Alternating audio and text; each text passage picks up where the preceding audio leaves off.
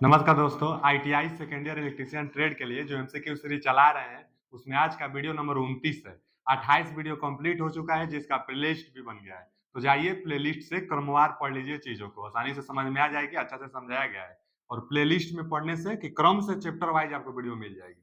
तो आइए 29वें वीडियो के पहले क्वेश्चन की तरफ चलते हैं। और पहला क्वेश्चन क्या है कि प्रेशराइज्ड वाटर रिएक्टर, देखिए दिया है ना, प्रेशराइज्ड वाटर रिएक्टर। रिएक्टर पहले तो किस में आता है? न्यूक्लियर पावर प्लांट में। अध्याय भी चल रहा था हमारा जनरेशन और पावर प्लांट, तो न्यूक्लियर पावर प्लांट में रिएक्टर आता है। तो प्रेशराइज वाटर रिएक्टर का प्रयोग किस लिए करते हैं, क्या फायदा होता है? तो इसके लिए जो फायदा होता है ना कि it is high power density, मतलब इसमें पावर डेंसिटी जो होती है वो उच्च होता है। अच्छा, मतलब रिएक्टर जो होता है कई प्रकार का होता है, तो उसी में से यह एक प्रकार है। यहाँ रिएक्टरों की टाइप्स नहीं पढ़नी है, यह तो एक क्वेश्चन बस आ गया था, नहीं तो यह क्वेश्चन मतलब देना नहीं चाहिए, लेकिन आ गया था। तो क्या कि प्रेशराइज वाटर रिएक्टर, जो रिएक्टर का टाइप है कि प्रेशराइज वाटर रिएक्टर का प्रयोग किस लिए करते हैं, तो it is high power density, मतलब हाई पावर डेंसिटी के लिए करते हैं। अगला क्वेश्चन क्या है? जो अगला क्वेश्चन है कि किस बिजली उत्पादन संयंत्र के संचालन में अधिक विश्वसनीय है? तो देखिए, मतलब सबसे ज्यादा विश्वसनीय यूज होने में, वो भी देखिए, generation plant is having more reliability in operation. Operation के दौरान, मतलब प्रचालन के दौरान कौन सा पावर प्लांट है जो ज्यादा विश्वसनीय है? तो हाइड्रो जो पावर प्लांट होता है, हाइड्रो पावर प्लांट में थोड़ा उतना विश्वसनीय नहीं मिल पाता है, क्योंकि प्रोसेस ज्यादा होता है। सर्ज टैंक होता है, पेनिस्टोक पाइप होता है, डैम से पानी आता है, अल्टरनेट पर गिरता है, थोड़ा प्रोसेस ज्यादा होता है, उतना विश्वसनीय नहीं। फिर डीजल पावर प्लांट में भी उतना विश्वसनीय नहीं हम लोग कर सकते हैं। और न्यूक्लियर जो पावर प्लांट होता है, इसका जवाब यही उचित है, न्यूक्लियर पावर प्लांट, क्योंकि इसमें जो एनर्जी देता है परमाणु विखंडन से, वो बहुत तगड़ा देता है, बहुत तगड़ा देता है, जिसके चलते हमारा काम हो जाता है जो चाहिए हमको। तो न्यूक्लियर पावर प्लांट ज्यादा विश्वसनीय है। अच्छा, इफिशियंसी पूछता तब हाइड्रो पावर प्लांट की इफिशियंसी ज्यादा होती, सबसे ज्यादा हाइड्रो पावर प्लांट की ही इफिशियंसी होती है, लेकिन ऑपरेशन के दौरान विश्वसनीय तब न्यूक्लियर पावर प्लांट। अगला क्वेश्चन कि पारंपरिक बिजली, देखिए पारंपरिक मतलब ना, वो भी पारंपरिक बिजली उत्पादन पर गैर पारंपरिक दिया है ना यहाँ पे, गैर पारंपरिक बिजली उत्पादन का नुकसान क्या है? मतलब non conventional power generation over conventional power generation, क्या डिसएडवांटेज है? डिसएडवांटेज ऑफ नॉन कन्वेंशनल, तो इसका डिसएडवांटेज यही है कि पहले तो इसकी इफिशियंसी ज्यादा नहीं होती है, जो नॉन कन्वेंशनल होते हैं इनकी इफिशियंसी ज्यादा नहीं होती है। और क्या दिया है कि प्रदूषण बढ़ाता है? तो नहीं, प्रदूषण तो नहीं बढ़ाता है। जोखिम अधिक है? तो इसमें जोखिम अधिक नहीं है। अधिक रख रखाव? तो ये भी नहीं। हाँ, बेस लोड डिमांड के लिए इस्तेमाल नहीं किया जा सकता है, तो यही है इसका डिसएडवांटेज। बेस लोड क्या होता है? तो बेस लोड वो लोड होता है ना कि लगातार जो चौबीसों घंटा सप्लाई देता रहे। तो नॉन कन्वेंशनल है, चौबीसों घंटा सप्लाई थोड़े देता है। विंड पावर प्लांट, ज्वारी भाटा जो भी हो जाएगा, तो ये सब क्या करते हैं कि लगातार नहीं बिजली, आपको चौबीसों घंटे बिजली नहीं देते हैं। जो पावर स्टेशन चौबीसों घंटे बिजली नहीं देता है, वह बेस लोड में नहीं आता है। बेस लोड पावर प्लांट वही पावर प्लांट होगा जो चौबीसों घंटा, मतलब हमेशा सातों दिन चौबीसों घंटा जो बिजली दे, कम दे ज्यादा दे, लेकिन हमेशा जो बिजली दे वही बेस लोड के अंतर्गत आता है। तो जो ये सब होते हैं नॉन कन्वेंशनल, ये लोग बेस लोड में नहीं आते हैं, तो यही नुकसान है इनका, बेस लोड के डिमांड में इस्तेमाल नहीं किया जा सकता है, यही इसका नुकसान है। अगला क्वेश्चन कि पवन शक्ति उत्पादन का प्रमुख नुकसान क्या है? देखिए, पवन शक्ति जो जो विंड पावर जनरेशन है, यही ना नॉन कन्वेंशनल है, जो कभी समाप्त नहीं होता है, लेकिन बेस लोड में नहीं आता है, मैंने हमेशा ये नहीं चल सकता है, जब हवा बहेगी तभी चल सकता है। लेकिन कहा क्या है कि पवन शक्ति उत्पादन का प्रमुख नुकसान क्या है? इसका भी आ गया नुकसान क्या है, तो नुकसान लो एफिशिएंसी देगा तो मार देंगे, और क्या देगा कि बेस लोड नहीं चलेगा, तो यह इसका नुकसान है। और क्या, प्रदूषण का असर ज्यादा करता है? तो नहीं, प्रदूषण का असर नहीं करता है। दिया है कि require high technology, high technology की आवश्यकता नहीं होती है। फिर आगे दे संयंत्र स्थापन अधिक जटिल है, जटिल भी नहीं है, इन सब के जटिल नहीं है। लेकिन पवन ऊर्जा नियत और स्थिर नहीं है, तो ये सही है। भाई, पवन विंड पावर जनरेशन का क्या नुकसान है कि जो पवन ऊर्जा है ना, माने जो हवा है हमेशा स्थिर नहीं रहती है, तो नुकसान हो गया, मतलब बेस लोड नहीं है, हमेशा नहीं चल सकता है। तो वही हो गया कि पवन ऊर्जा स्थिर और नियत नहीं रह सकती है, यही कमी है विंड पावर जनरेशन का। अगला, ज्वारी शक्ति उत्पादन में टरबाइन का क्या कार्य है? ज्वारी शक्ति भी नॉन कन्वेंशनल है, और टरबाइन का कार्य क्या है? तो भैया, जो टरबाइन होता है पोटेंशियल एनर्जी को काइनेटिक एनर्जी में, मतलब स्थितिज ऊर्जा को गतिज ऊर्जा में परिवर्तित करता है, स्थितिज ऊर्जा को गतिज ऊर्जा में परिवर्तित करता है। कोई भी टरबाइन है, जैसे पेनिस्टोक होता है, हाइड्रो पावर प्लांट में पेनिस्टोक, जो जल होती है ना, जल, तो जल इकट्ठा रहता है, जल इकट्ठा रहता है, पेनिस्टोक पाइप से टरबाइन पर गिरता है, तो स्थितिज ऊर्जा को, जो डैम के पास रिजर्वायर में जल इकट्ठा है, तो वहां से टरबाइन पर पेनिस्टोक के सहायता जाता है। तो पेनिस्टोक पाइप क्या करता है कि स्थितिज ऊर्जा को गतिज ऊर्जा में परिवर्तन करता है और टरबाइन को देता है, तो बिजली बनती है। उसी तरह ज्वारी, हम कल फिगर भी बनाए थे कि एक बैराज टाइप का इस तरह नुकीला बना दिया जाता है, इसी में से पानी आता है, इसी में से पानी आता है। तो स्थितिज बैराज क्या करता है ज्वारी भाटा में, तो जो स्थितिज ऊर्जा जल होगी उसको गति प्रदान करेगा एक कांस्टेंट, एक प्रवेश द्वार पर, तो वही दिया गया, convert potential energy to kinetic energy, स्थितिज ऊर्जा को गतिज ऊर्जा में कन्वर्ट करेगा, जो था ज्वारी वाला। अगला क्वेश्चन क्या है कि गैर पारंपरिक, फिर आ गया नॉन कन्वेंशनल भैया, नॉन कन्वेंशनल ऊर्जा स्रोत का क्या फायदा है, इस बार फायदा पूछा है। फायदा यही है कि प्रदूषण कम करता है। पहले देख लेते हैं, अधिक भरोसेमंद है, तो भरोसेमंद अधिक नहीं है ये तो, क्योंकि हमेशा नहीं ना चल सकता है, तो अधिक भरोसेमंद नहीं है।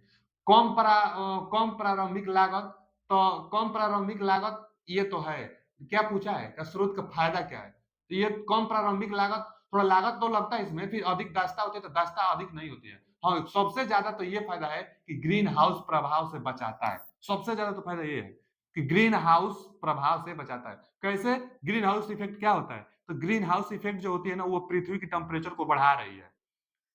ओजोन लेयर से सूर्य का तापमान पृथ्वी पर आ रहा है, फिर बाहर वो नहीं जा पा रहा है, ओजोन लेयर रहती तो ऊपर से परिवर्तित होकर चली जाती, जो अल्ट्रावायलेट किरणें होती, तो मतलब पृथ्वी का तापमान बढ़ जाता है ना ग्रीन हाउस इफेक्ट से, तो यह उसको प्रभावित नहीं करता है। अब हमारा जो स्टीम पावर प्लांट हो गया, न्यूक्लियर पावर प्लांट हो गया, हीट जनरेट करके पृथ्वी का टेम्परेचर बढ़ाती है, लेकिन गैर पारंपरिक ऊर्जा स्रोत जो ये सब होती है, ये प्रदूषण और ग्रीन हाउस इफेक्ट पर प्रभाव नहीं करती है, तो इसलिए D option is right answer. अगला क्वेश्चन क्या है कि पानी से बहने वाली स्थितिज ऊर्जा को बिजली उत्पन्न करने के लिए गतिज ऊर्जा के रूप में परिवर्तित कौन करता है। अभी क्वेश्चन हम बताए थे कि जो पानी है, पानी में स्थितिज ऊर्जा को गतिज ऊर्जा में कौन परिवर्तित करता है, हाइड्रो पावर प्लांट में पेनिस्टोक करता है। पढ़ लेते हैं पहले कि अधिक मात्रा में पानी का भंडारण करने से, अधिक मात्रा में पानी का भंडारण करेंगे तो स्थितिज ऊर्जा बढ़ेगी, गतिज ऊर्जा में कन्वर्ट कैसे होगी, पानी की नहर में सज टैंक उपयोग करके, तो ये भी नहीं, ये भी नहीं। अल्टरनेटर ड्राइव करने के लिए, देखिए क्या थे, by using the water turbine to drive alternator, ये भी नहीं। अल्टरनेटर ड्राइव करने के लिए पानी टरबाइन का उपयोग करते हैं। आगे दिया है कि पेनिस्टोक के माध्यम से उच्च हेड बनाकर, तो ये सही है। पेनिस्टोक जो होता है ना हाइड्रो पावर प्लांट में, पेनिस्टोक जो पाइप होता है, पेनिस्टोक पाइप, वो हाई हेड रहेगा तो जल स्थितिज ऊर्जा में इकट्ठा रहेगी, अब पेनिस्टोक पाइप उसको गतिज ऊर्जा देकर अल्टरनेटर पर गिराती है, टरबाइन पर गिराती है, तो क्या होता है कि पेनिस्टोक पाइप है जो कि हमारा स्थितिज ऊर्जा को गतिज ऊर्जा में परिवर्तन करता है, तो D option is right answer. अगला क्वेश्चन क्या है कि परमाणु विखंडन के दौरान उत्पन्न होने वाले रेडियो सक्रिय किरणों का क्या प्रभाव। भैया जो रेडियो सक्रिय है, मतलब क्या है, रेडियो एक्टिव रे, तो रेडियो एक्टिव क्या करता है, हमारे शरीर को के लिए खतरा पैदा कर सकता है ना, स्वास्थ्य के लिए खतरा पैदा कर सकता है रेडियो एक्टिव वेव।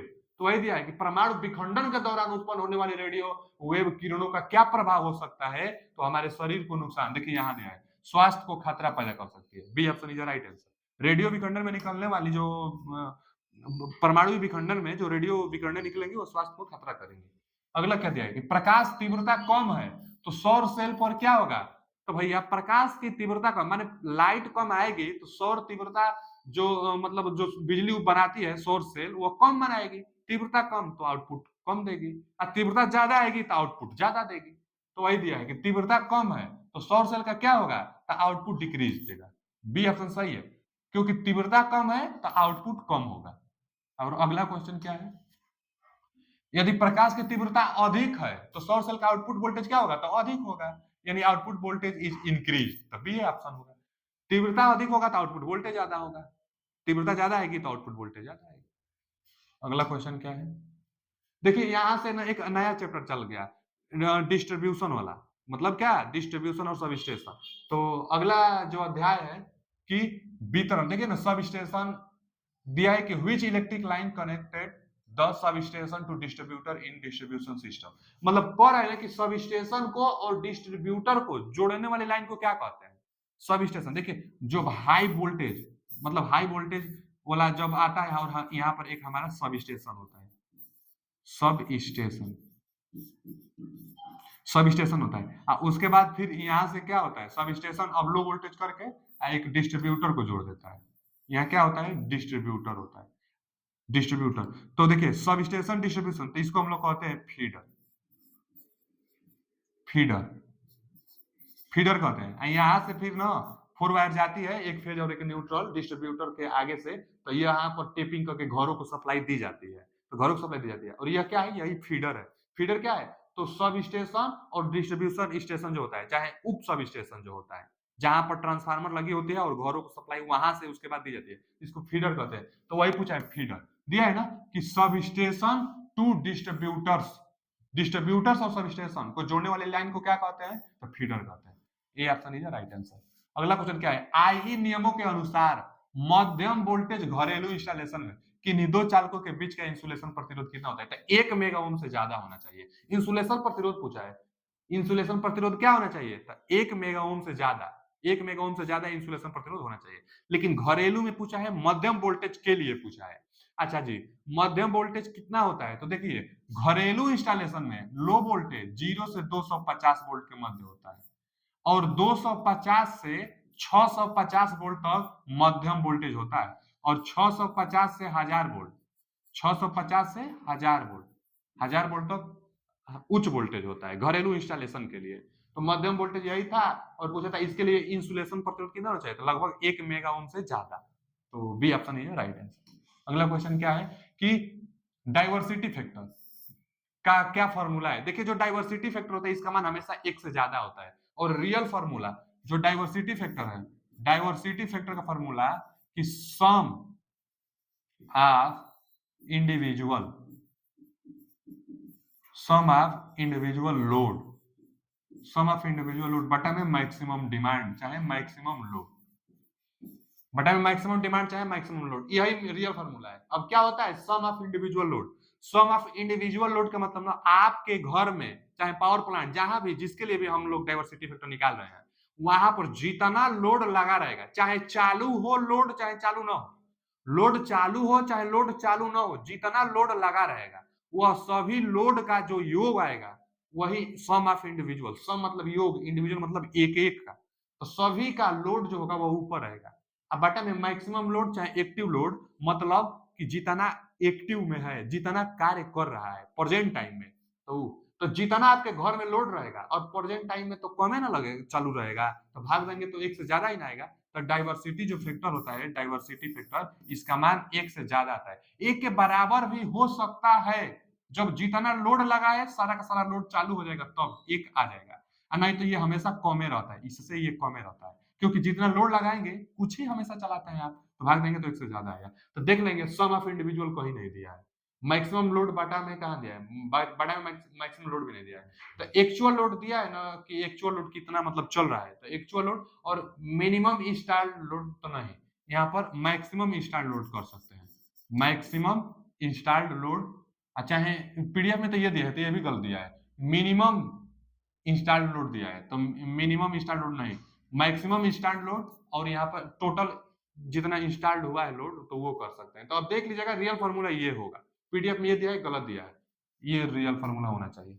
अगला क्या है क्वेश्चन कि घरेलू उपभोक्ताओं के लिए अपनाई गई एसी वितरण लाइन में वोल्टेज अनुपात क्या होता है। तो भैया जो घरेलू होता है ना, सिंगल फेज लाइन है तो आप 205 मतलब 240 वोल्ट 230 वोल्ट के आसपास होता है, और 415 वोल्ट होता है कहाँ, तो डबल फेज 3 फेज लाएंगे तब, तो 415 वोल्ट, और सिंगल फेज और न्यूट्रल रहेगा तो 240 वोल्ट। तो ए ऑप्शन सही था। अगला क्या है, इसको क्या कहते हैं, इसको साइकिल टाइप कहते हैं इंसुलेटर। देखिए यहाँ दिया डी ऑप्शन में, पूछ रहा है कि इस उपयोग को कहाँ प्रयोग किया जाता है और क्या नाम है। दिया है ना कि what is the name of the insulation, तो इसको साइकिल टाइप, यहाँ से ना वायर पीछे से जाएगी और यहाँ से घूम जाएगी, तो ये मोड़ों पर किया जाता है, मोड़ों पर 90 अंश का मोड़ देना हो तो एक तरफ से जाएगी और एक तरफ से आप निकाल लेंगे। इंसुलेटर में ये गोलाकार पार्ट होता है, इसी में जो हमारा वायर होता है इसको निकाल लिया जाता है।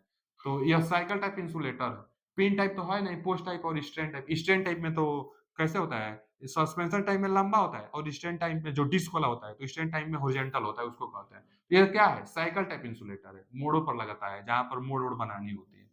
तो साइकिल टाइप इंसुलेटर है। अगला क्या है, देखिए आ ही गया। तो इसको हम लोग क्या कहते हैं, सस्पेंशन टाइप। एक डिस्क का जो होता है ना 11 केवी का होता है।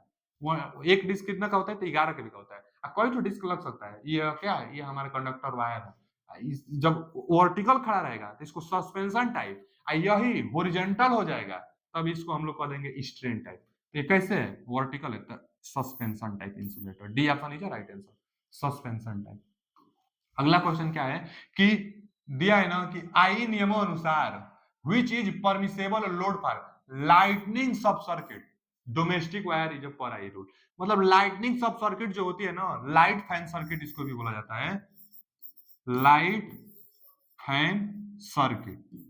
तो जो लाइट फैन सर्किट होती है इसके लिए आई रूल में 800 वाट और 10 पॉइंट फिक्स किया गया है कि इतना तक हो सकता है, इससे ज्यादा करेंगे तो कार्रवाई हो सकती है आपके ऊपर। अच्छा, ये पहला पॉइंट। और एक होता है पावर सब सर्किट।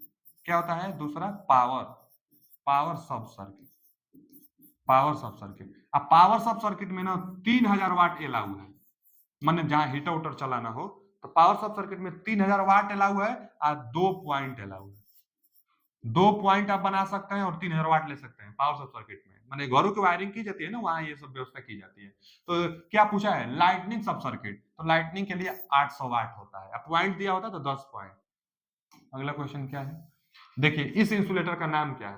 तो इंसुलेटर का नाम क्या है भैया, स्टे टाइप। तो स्टे टाइप को नहीं, स्टे टाइप तो वहां जहां लास्ट को लगता है 45 डिग्री पर एक वायर उसको लगाई जाती है, तो उसके बीच में स्टे, चाहे एग टाइप जो अंडा आकार का होता है एग टाइप, चाहे स्टे टाइप, वहां लगाई जाती है जहां पर वो पोल को किनारों नारों मोड़ पर जो पोल लगता है तो एक नहीं 45 डिग्री पर लगा दी जाती है, यहाँ यहाँ एक लगा दी जाती है।